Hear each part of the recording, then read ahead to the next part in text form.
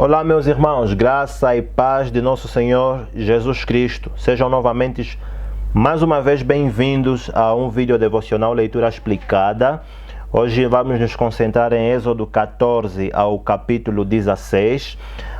Se você ainda não é inscrito no canal Relevante, por favor, inscreva-se e ative o sino de notificações para você ser avisado sempre que nós postamos um vídeo novo. A leitura está a ser abençoada para mim, está a ser benéfica, eu estou aprendendo um monte de coisas. Eu espero que para você esteja a ser assim também. Você que tem muitas leituras em atraso, eu convido você a aproveitar esse feriado agora do Carnaval para fazer uma bateria de vídeos ou uma maratona de leitura bíblica e assim ficar por dentro daquilo que Deus revelou na sua palavra para você, ok? Também vou aproveitar esse feriado para avançar alguns vídeos que nós estamos em atraso e você já deve ter percebido isso. Eu espero que Deus nos abençoe, nos dê força, motivação e graça para continuarmos nesse caminho da leitura bíblica e aplicando sobre a nossa vida. Vamos lá então no texto de Êxodo 14 até 16. Logo de cara, no capítulo 14, nós vemos Deus a mostrar ali a sua soberania. Veja só o que Deus diz para Moisés: diga aos israelitas que voltem e acampem em frente de Piairote, entre Migdol e o Mar Vermelho, perto de Baal-Zephon. Assim o rei do Egito vai pensar que os israelitas estão andando sem rumo, perdidos no deserto. Eu farei com que o rei continue teimoso e persiga vocês. Então eu derrotarei o rei e o seu exército, mostrando assim o meu poder. E os egípcios ficarão sabendo que eu sou o Deus, o Senhor. Eu tenho estado sempre a repetir que Deus está ativo na história e Deus está sempre pronto para mostrar o seu poder e tornar o mundo conhecido, ok? Deus está ativo na história. Isso é algo que você precisa perceber. A primeira missão de Deus ao agir na história vai ser para produzir a sua glória. Ele fez você para produzir a sua glória. Ele criou o universo para produzir a sua glória. Tudo ao nosso redor deve produzir a glória de Deus. Então Deus aqui usa da sua soberania, do facto dele ser Deus, para traçar uma armadilha para Faraó. Eu acho que eu posso usar essa palavra aqui, traçar uma armadilha, porque nós vemos aqui Deus a contar o seu plano para Moisés, dizendo: olha, vão para esse caminho e eu vou fazer com que os israelitas pensem que vocês estão andando sem rumo. Eu vou atraí-los aqui. Ou seja, Deus usa o povo de Israel como isca para fazer com que Faraó e o seu exército fossem enfurecidos atacar o povo israelita e assim Deus mostrar o seu poder. Isso é soberania. Esse texto aqui mostra que Deus é o Deus da história e Ele está ativo no universo, ok? Um dia nós vamos falar sobre oração. E sabe o que muitas pessoas acham da oração? Elas entendem que nós oramos para mover a mão de Deus, para fazer Deus ativo, para torná-lo ativo no mundo, mas isso não é verdade. Nós não oramos para mover a mão de Deus. A mão de Deus já está ativa no universo. Esse texto aqui nos mostra isso. Deus sabe exatamente da dor que você passa, da depressão que você sofre. Deus sabe do seu filho que está nas drogas, que se desviou. Deus sabe do seu marido que tem um caso com uma outra mulher. Deus sabe da corrupção no nosso país. Deus sabe de como a política anda. Deus sabe de todas essas coisas. Deus não está a dormir. Deus não está inativo. Deus está ativo e Ele é que soberano sobre o universo todo. Então você não ora mais como se Deus não conhecesse os problemas do mundo e não conhecesse as nossas mazelas. Deus sabe de todas as coisas. Você ora se dirigindo para um Deus soberano que está ativo no mundo. Isso aqui é muito importante na sua cosmovisão cristã. Então Deus está aqui a mostrar sua soberania, que Ele está ativo no mundo e que Ele está a guiar a história do povo de Israel. tudo na Bíblia está debaixo do controle de Deus. Absolutamente tudo que acontece, ok?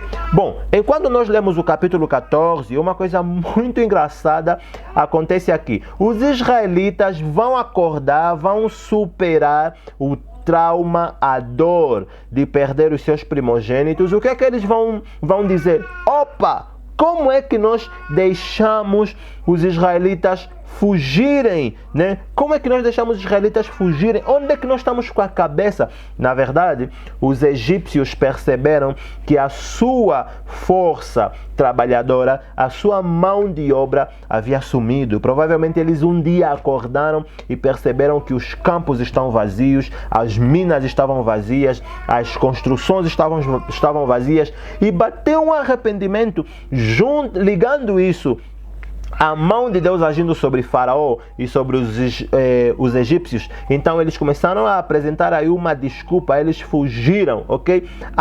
Isso aqui nos remete a um dado. Os israelitas, eles haviam implorado, nesse texto aqui, diz respeito, esse texto diz, os egípcios imploraram os israelitas para que estes abandonassem o Egito, né? Abra aí, Êxodo 12, versículo 33, veja só o que é que diz. Os egípcios insistiram com os israelitas para que saíssem do país o mais depressa possível. Eles diziam: se vocês não saírem, todos nós morreremos. Como é agora, então, que no capítulo 14, no versículo 5, o texto diz assim: quando contaram ao rei do Egito que os israelitas tinham fugido. Como fugido? Se no Êxodo 12, 33, os egípcios estão a implorar para que os israelitas saíssem, e agora eles estão aqui a dizer que eles fugiram? Não fugiram. Isso aqui é para salvar a sua pele, porque eles imploraram, o seu orgulho foi ferido, eles imploraram a sua mão de obra, aos seus escravos, para que abandonassem o país. O que é que os outros povos diriam deles? Provavelmente isso é uma mentira que eles estavam a inventar aqui para salvar a sua pele e o seu orgulho, ok? O versículo 5 diz assim: quando...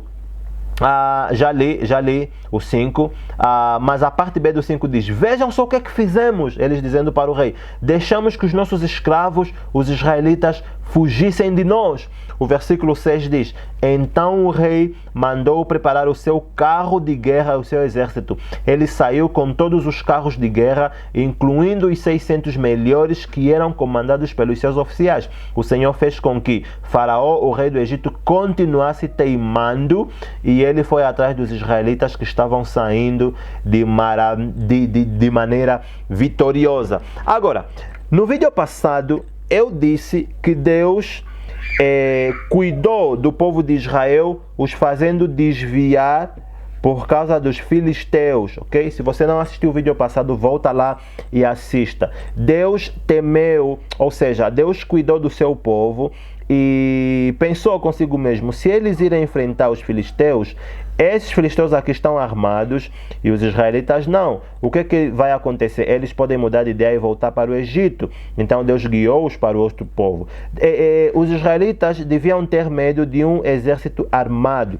O que está acontecendo agora aqui no capítulo 14? Os egípcios seguram nos seus carros de guerra o seu exército todo equipado e vai ao encontro dos israelitas. Veja o dado interessante aqui nesse texto. O exército egípcio era 10 vezes mais forte e mais armado que o exército filisteu, ok? Então, Deus excluiu ou desviou os israelitas da rota dos filisteus para eles enfrentarem um exército 10 vezes maior que o exército filisteu. Tudo para que o povo de Israel pudesse ver a glória de Deus, pudesse adorar e glorificar ao Senhor. Junta esse dado, o exército filisteu é muito forte, muito armado, junta esse dado ao Mar Vermelho. Então o povo de Israel estava entre a espada e a parede. Todas as condições foram necessárias para que Deus manifestasse a sua glória. Todos os elementos foram combinados para que Deus manifestasse a sua glória. Isso é fundamental na cosmovisão cristã. O universo todo clama pela glória de Deus, adora ao Senhor, ok? A natureza toda é um cartão postal de quem o nosso Deus é, Ok, então aqui acontece o que eu chamo da manifestação da ingratidão. A ingratidão se manifestou. Como é natural, o povo de Israel viu à sua frente o Mar Vermelho e à sua atrás o exército egípcio. Eles temeram. Isso é natural. Até aí é natural acontecer.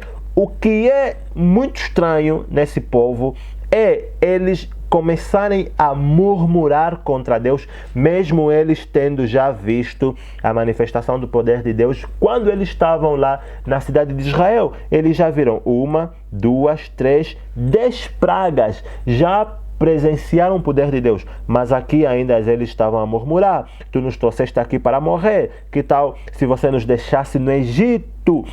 Lá nós ainda éramos escravos, teríamos campa, nós aqui vamos morrer e tal.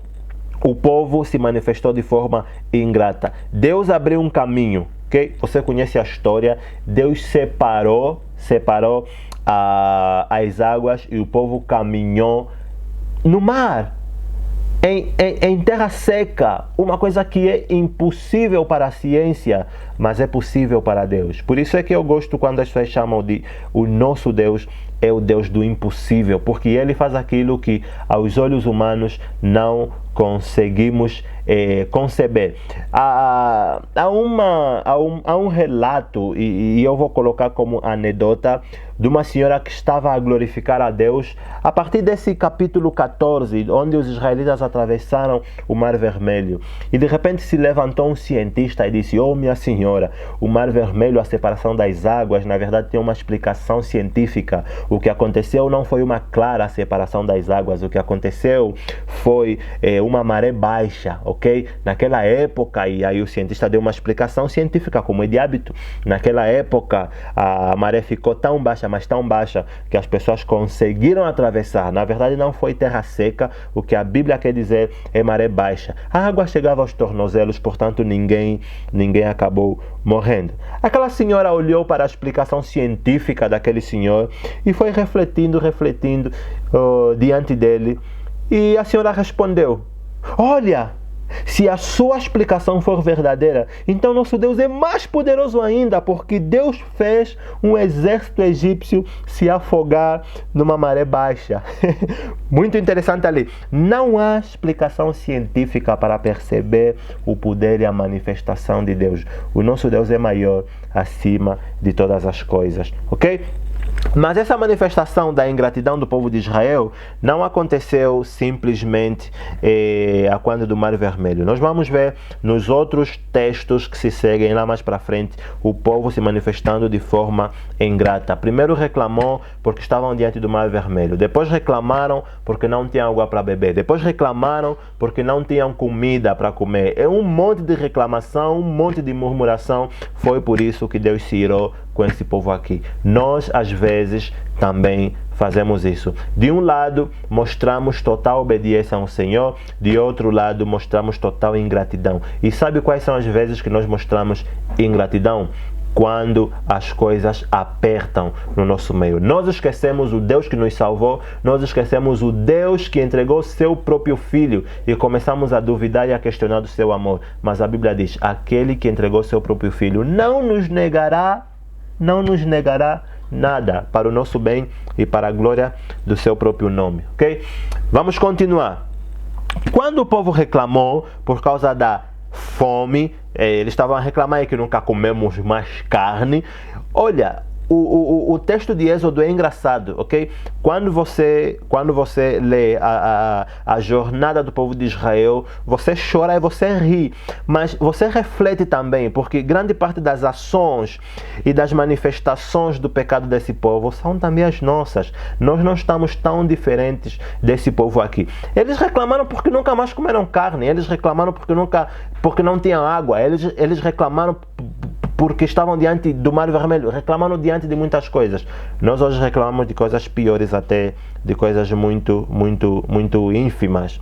Mas veja aqui, quando eles reclamaram por comida, Deus providenciou duas coisas, maná e codornizes, ok? Durante a manhã, Deus trouxe carne para o povo e eles comeram. E durante a tarde, lá no finalzinho do dia, Deus trouxe maná. Um dado interessante que você provavelmente não sabe é que maná não tem um significado assim muito científico. Maná significa o que é isto. Simples assim. Por quê? Codornizes, o povo de Israel já sabia o que é. Okay? Eram aves e a partir dessas aves eles extraíam a carne, comiam. Eles já sabiam o que eram codornizes, mas maná eles não sabiam. Então, quando o povo de Israel viu a maná no chão, a descer do céu, eles perguntaram: o que é isto? E a frase hebraica para o que é isto é algo que soa mais ou menos como manu. Ok? Manu. Então, maná vem a partir dessa frase que transliterado ou traduzido nos remete a o que é isto. Agora, algumas coisas muito interessantes aconteceram com a providência da maná. Primeiro, Deus testou a capacidade do povo de obedecer e de seguir ordens. Deus disse que o maná não devia ser guardado, não devia ser acumulado. E nesse texto aqui o povo reprovou, porque eles guardaram o maná, acumularam o maná e quando despertaram, o maná apodreceu, saiu bicho e estava impossibilitado de ser consumido novamente. O acúmulo de riquezas sempre foi uma prática reprovada por Deus. As riquezas precisam ser divididas. Acumular, manter no banco sem um propósito específico é um dinheiro que apodrece, ok? Jesus disse assim também: não ajunteis tesouro na terra, um tesouro sem propósito algum, porque na terra esse tesouro a traça corrói, não serve para nada depois, ok? Então, guarde tesouro no céu. O povo reprovou no seu teste de obedecer ao Senhor e de seguir orientações. Segundo, Deus também estava a apresentar para eles confiança e dependência para o dia de amanhã. Ok? Eles tinham maná somente para hoje. O amanhã pertencia a Deus. E Jesus fala um pouco sobre isso também quando ele nos ensina a orar. Jesus diz: dá-nos hoje o pão de cada dia. Percebeu? Então, é uma vida de confiança e total dependência a nosso Deus. Terceiro, Deus abriu uma exceção. O povo não devia colher maná para amanhã, mas na sexta-feira o povo devia colher maná para o dia seguinte. E esse dia tinha que ser exclusivamente o dia de sábado, porque o sábado era um dia de descanso. O povo não devia estar preocupado em colher comida, mas em contemplar o Senhor, em descansar para Deus, ok? E outro dado muito interessante que eu quero apresentar aqui para vocês para terminar esse vídeo é que Jesus, no Novo Testamento, ele se apresenta como o pão que desceu do céu. Deixa eu lhe dizer uma coisa. A Bíblia diz no Êxodo que o maná tinha um gosto parecido a quê? A pão de mel. Pão de mel. Esse maná que supriu a necessidade do povo de Israel. Jesus agora no Novo Testamento está dizendo que eu sou o pão da vida. Eu sou o elemento que supre todas as vossas necessidades. Mas se o maná supriu a necessidade física do povo de Israel, Jesus está a se apresentar como aquele que vai suprir todas as nossas necessidades espirituais. Isso aqui, mano, é interessante. Qual é a sua principal necessidade? A sua necessidade não é mais comida, a sua principal necessidade é espiritual, é perdão para o seu pecado. Por que eu acredito nisso? Veja, no Novo Testamento há uma história ali muito linda, de um paralítico que não conseguia chegar até Jesus por causa da multidão. Jesus estava a pregar o evangelho numa casa muito cheia, muito lotada. Esse paralítico não conseguia entrar na casa onde Jesus estava presente. O que aconteceu? 4 amigos desse paralítico seguraram ele e fizeram o quê? Meteram esse paralítico sobre o teto. Esse paralítico entrou até a casa onde Jesus estava, sobre o teto. A principal necessidade na ótica desse paralítico era ser curado. Ele queria ouvir: hoje estão perdoados os teus pecados. Mas quando ele vai diante de Jesus, ao invés de Jesus dizer: estão perdoados os teus pecados, ou seja, ao invés de Jesus dizer: está curado de toda essa paralisia, Jesus não diz isso. Jesus diz: você está perdoado do seu pecado, né?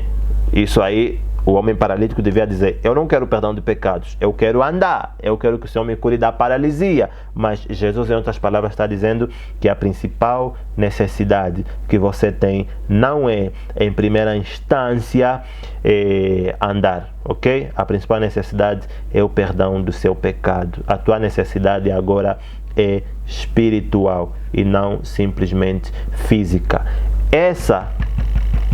Esse elemento aqui eu quero usar para dar a lição do nosso vídeo aqui. Algumas pessoas se voltam para Jesus como se as suas necessidades fossem necessidades físicas, emocionais. Algumas pessoas vão para Deus buscando um casamento, outras pessoas vão para Deus buscando um carro, outras pessoas vão para Deus buscando uma cura. Não, você não se dirige para Deus buscando essas coisas. Você se dirige para Deus buscando aquilo que é essencial para a sua vida, ok? Perdão dos seus pecados e reconciliação com o Senhor. Que Deus possa ricamente te abençoar. Vamos agora para mais um vídeo devocional, leitura explicada. Um forte abraço, até amanhã, tchau, tchau.